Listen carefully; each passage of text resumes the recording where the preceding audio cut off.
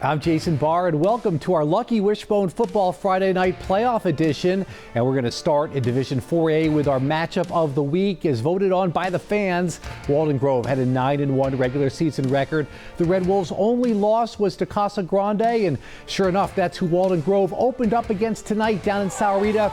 First ever playoff game at Walden Grove, and yeah, it's Alex Lopez. What a great season he has had, to Jordan Lopez. And the Red Wolves take a 7-0 lead, but back comes Casa Grande and Angel Flores. This guy is a problem, running and throwing the ball. Here he scrambles for a touchdown, and Casa Grande took a 14-10 lead going into halftime. But Casa Grande would do more. And yeah, sure enough, this time it's Flores, and this time he is going to the air, and Damian Allen makes the catch, and he is going to score. And Casa Grande goes up by a couple of scores. Walden Grove, though, comes back. Check this play out as the Red Wolves try to make a game of it. The hook and ladder reminds you of an old Dolphins-Chargers playoff game, and sure enough, it works for a touchdown, but Walden Grove loses 26-19. Let's get some post-game reaction now from Coach Noble. No group of kids ever won this many games in a season. No group of kids ever won this many games in a career as these seniors. You know,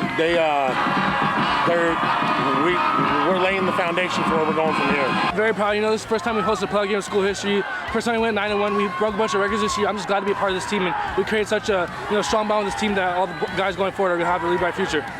Yeah, they were a lot of fun to cover this year. All right, staying in Division 4A, Saguaro home field advantage throughout the playoffs. The Cougars are the #1 seed. That's because South Point is headed to the Open Division next week. Tonight, Saguaro hosting Glendale. This is a rematch of last year's 49-48 Saguaro win. This time, though, it's a 1 versus a 16 seed, and we pick it up in the third quarter with the Cougars up big. Isaiah Davis with a big first down run here. You know, when Saguaro lost to CDO and South Point earlier this year, it was a mistake to write them off. The Cougars have come back strong. Jameer Gassaway with a touchdown run here for Saguaro. Gassaway with more in his tank. He's got another touchdown coming up here as Saguaro wins 46-25.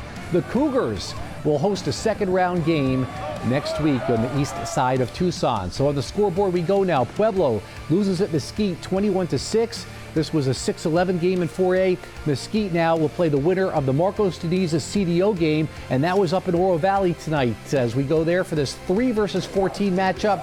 Dorado's loss last week likely cost them a #1 seed. First quarter, Marcos Teniza with the ball. The Padres, Jacob Irick with a 4-yard touchdown run, and the Padres go up 7-0. CDO trying to make something happen. Montana Newstatter, he is going to be sacked and stripped, and Marcos Teniza recovers. Dorados, though, would get another chance, and this is Mason Catterson with a big game, but Marcos Teniza wins 13-7. A season that started off so strong for the Dorados comes to an abrupt end. All right, just one Southern Arizona team in the Division 3A playoffs, and Sabino with a big win, 30-19. This game was a rematch of last week's game when Safford won at Sabino, but the SaberCats are the ones who are moving on. Now to Division 5A in Vail. Cienega hosting Sunny Slope. The Bobcats get the home game thanks to a #7 seed. And this is tied at 7 in the second quarter, and following an interception, Dylan Silva muscling his way in for a touchdown. Bobcats took a 14-7 lead, and some defense there. This game was late in the fourth quarter. We are going to update the score before we go off the air tonight. So we're going to have a score coming up in a little bit from that game. So stay with us. Let's move on now, though, as we keep going. Some scoreboard. Buena at Sunrise Mountain. Buena's season and a great high school career by Giovanni Bourbon comes to an end. Sunrise Mountain over the Colts. Final score in this one, 49-36.